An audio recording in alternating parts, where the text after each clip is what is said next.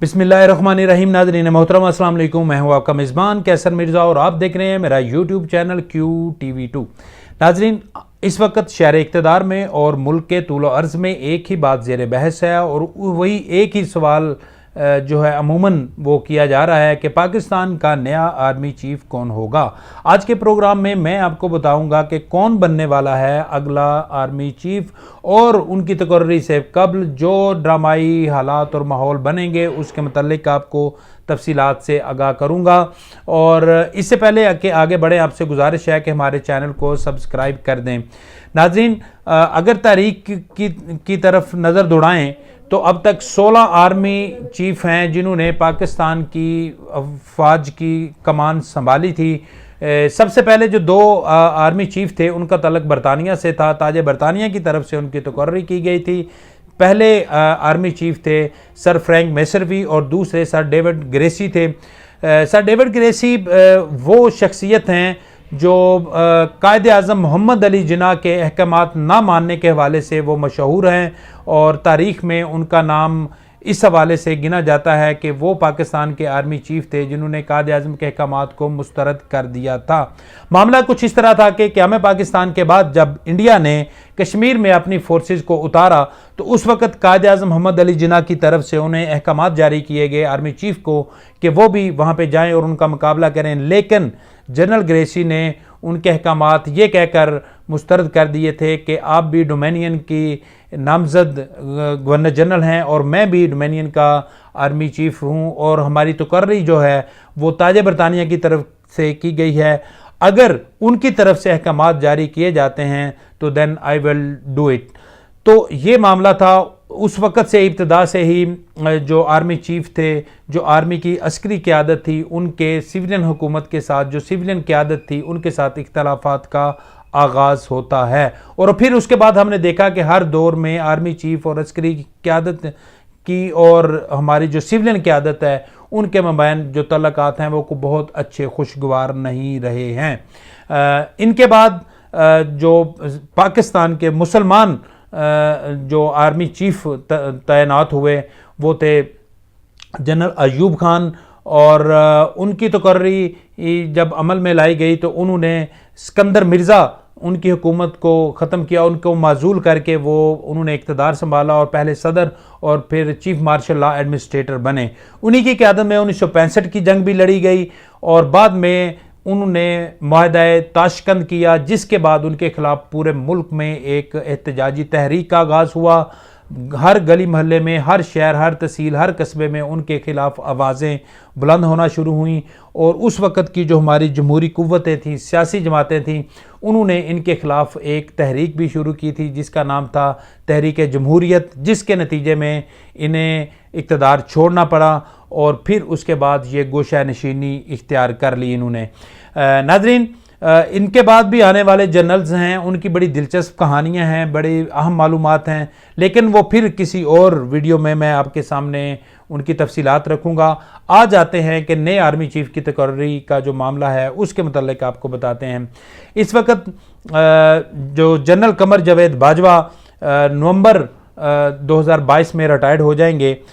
उनको इमरान खान की हुकूमत की तरफ से उन्हें 3 साल की मुद्दत मुलाजमत में तोसी दी गई थी। उनकी तोसी से हुआ ये था कि 20 3 स्टार जनरल ऐसे थे जो लेफ्टिनेंट जो आर्मी चीफ की दौड़ से बाहर हो गए थे और अब इस वक्त अगर हम देखें तो तकरीबन 27 लेफ्टिनेंट जनरल ऐसे हैं जो इस वक्त अस्करी क़यादत के तौर पर जिनको गिना जाता है वो खिदमात अंजाम दे रहे हैं और उनमें से 10 ऐसे जनरल्स हैं जो जनरल बाजवा की मुद्दत में मुलाजमत मुकम्मल होने तक यानी कि नवंबर तक वो रिटायर्ड हो जाएंगे, जिसके बाद एक नई सीनियरिटी लिस्ट हमारे सामने आएगी। उसमें जनरल आसिम मुनीर साबिक ISI चीफ हैं, वो सीनियरिटी लिस्ट में पहले नंबर पर आएंगे। वो जब जनरल बाजवा 5 जनरल्स की फरिस्त भिजवाएंगे वज़ीर आज़म को तकर्री के लिए जिनके नाम भेजे जाएंगे, उनमें इनका नाम कंसीडर उस वक्त तक तो किया जा सकता है जब लिस्ट बने, लेकिन जब तकर्री अमल में लाएगी तो ये इनकी मुद्दत मुलाजमत मुकम्मल हो चुकी होगी, यानी कि इन्होंने 27 नवंबर 2022 को रिटायर्ड होना है। تو لہٰذا اگر دیکھا جائے تو ان کے آرمی چیف بننے کے امکانات بالکل نہ ہونے کے برابر ہیں۔ ان کے بعد جو سینیارٹی لسٹ ہمارے سامنے آتی ہے وہ ہے جنرل ساحر شمشاد مرزا، جو سینیارٹی لسٹ میں پہلے نمبر پر آتے ہیں، لیکن ان کی جو تعیناتی ہے اس حوالے سے بھی دلچسپ ایک معاملہ یہ ہے کہ جو پہلے 3 سینیارٹی لسٹ میں جنرلز ہیں جن میں جنرل اظہر عباس، جنرل ساحر شمشاد مرزا اور جنرل نعمان محمود راجہ، یہ تینوں جنرل بلوچ ریجمنٹ سے ان کا تعلق ہے۔ یہ اپریل 2023 میں ریٹائرڈ ہو رہے ہیں۔ اگر ان میں سے کسی جنرلز کی تقرری کی جاتی ہے تو یہ ان کی مدت ملازمت 5 ماہ کے بعد ختم ہو جائے گی۔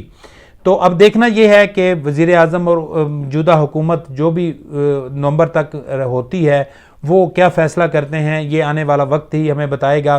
لیکن سینیارٹی لسٹ میں دیکھا جائے تو ساحر شمشاد مرزا اس وقت سب پہ ٹاپ پہ ہیں اور ان کی آرمی چیف بننے کے امکانات بہت زیادہ ہیں، کیونکہ وہ نہ صرف جو جنرل باجوہ ہیں ان کے پسندیدہ جنرلز میں شامل ہیں، بلکہ دیگر جو عسکری قیادت ہے ان پر بھی وہ کافی اعتماد کرتے ہیں۔ ساحر شمشاد مرزا، ان کا تعلق چکوال کے شہر ملہال، چکوال کا ایک گاؤں ہے ملہال مغلاں، وہاں سے ہے۔ بڑی خوبصورت شخصیت کے مالک ہیں، نہ صرف یہ عالمی امور پر بڑی گہری نگاہ رکھتے ہیں بلکہ جو علاقائی حالات و واقعات ہیں اس پر بھی یہ بڑی طائرانہ نظر ان کی ہوتی ہے اور بڑی خوبصورت گفتگو بھی یہ کرتے ہیں۔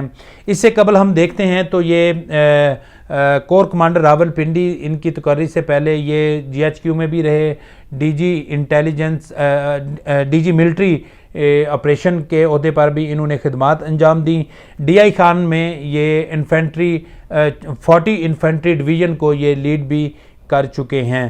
تو ان کے بعد اگر ہم دیکھتے ہیں دوسرے نمبر پہ تو ہمارے پاس جو سینیارٹی لسٹ آتی ہے وہ لیفٹیننٹ جنرل اظہر عباس ہیں۔ یہ ان دنوں chief of general staff general GHQ میں یہ ڈیوٹی انجام دے رہے ہیں۔ بڑی خوبصورت شخصیت کے مالک ہیں یہ بھی۔ اس سے قبل اگر دیکھا جائے تو یہ کور کمانڈر راول پنڈی اور 10 کور کے ہیڈ بھی رہ چکے ہیں، اور ان کی ایک خوبی یہ بھی ہے کہ بہت سے آفیسرز بھی ان کو لائک کرتے ہیں۔ یہ سابق آرمی چیف جنرل رحیل شریف کے یہ پرنسپل سیکرٹری بھی رہ چکے ہیں۔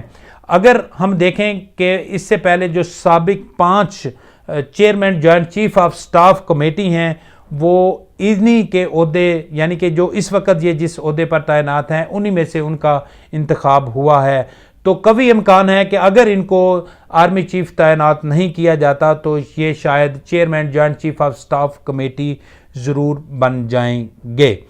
ان کے بعد تیسرے نمبر پہ اگر ہم نظر دوڑائیں تو ایک بڑی خوبصورت شخصیت کے مالک لیفٹیننٹ جنرل نعمان محمود راجہ، ان کا آتا ہے۔ یہ نیشنل ڈیفنس یونیورسٹی NDU کے صدر ہیں۔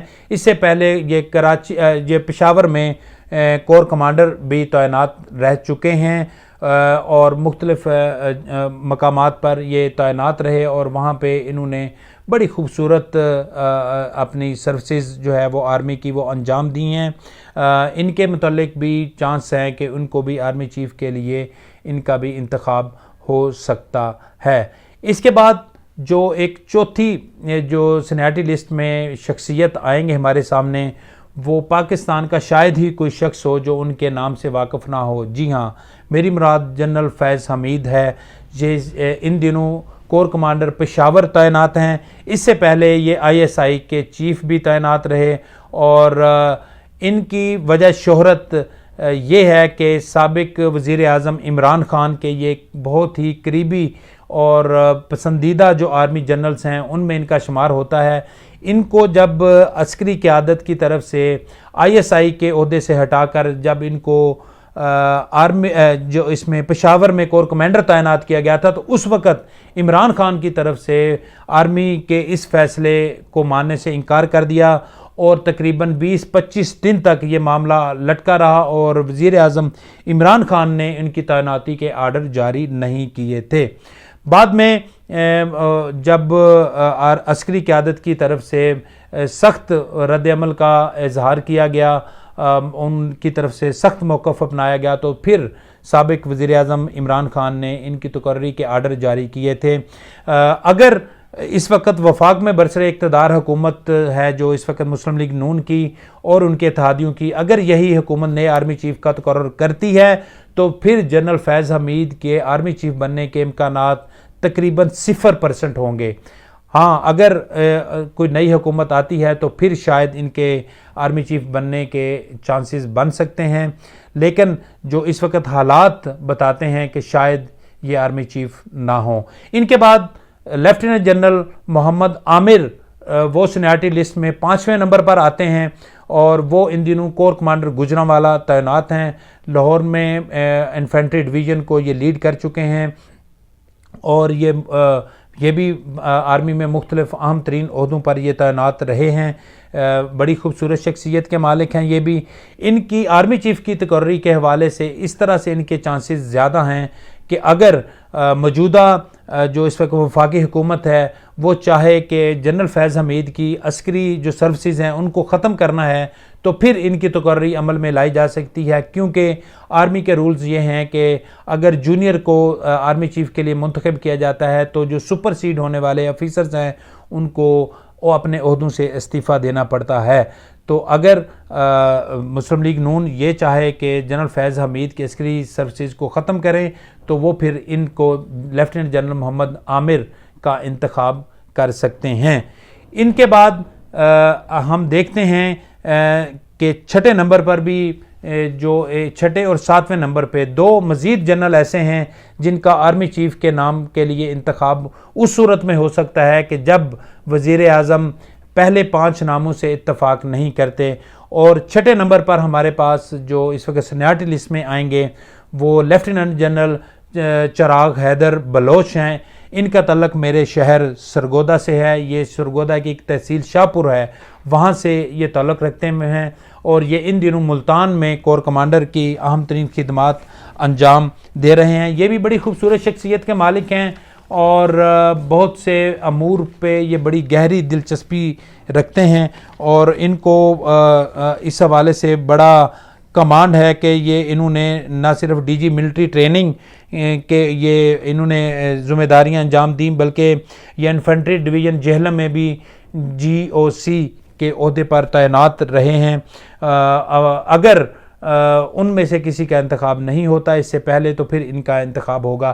ان کے بعد 7ویں نمبر پر سینیارٹی لسٹ میں جو شخصیت ہیں یہ بھی بڑی معروف شخصیت ہیں، اور ان دنوں یہ بھی مختلف سیاسی اور عوامی حلقوں میں زیر بحث ہیں۔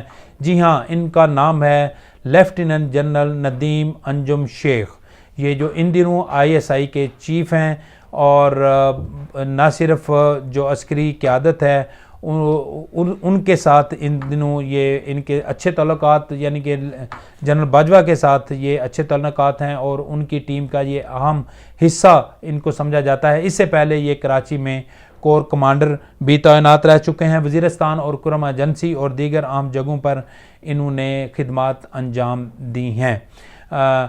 اب دیکھنا یہ ہے کہ یہ تمام جو جنرلز جن کے 7 نام میں نے آپ کے اور ان کی جو موجودہ پوزیشنز ہیں وہ آپ کے سامنے رکھی ہیں، ان میں سے جو ایک اور دلچسپ بات وہ میں نے آپ کے سامنے پیش کروں گا کہ وہ یہ ہے کہ جو پہلے سینیارٹی لسٹ میں 3 نام ہیں وہ اپریل 2023 میں ریٹائرڈ ہونے والے ہیں۔ اگر ان میں سے کسی کا انتخاب نہیں ہوتا تو پھر یہ سینیارٹی لسٹ میں یہ اوپر آ جائیں گے۔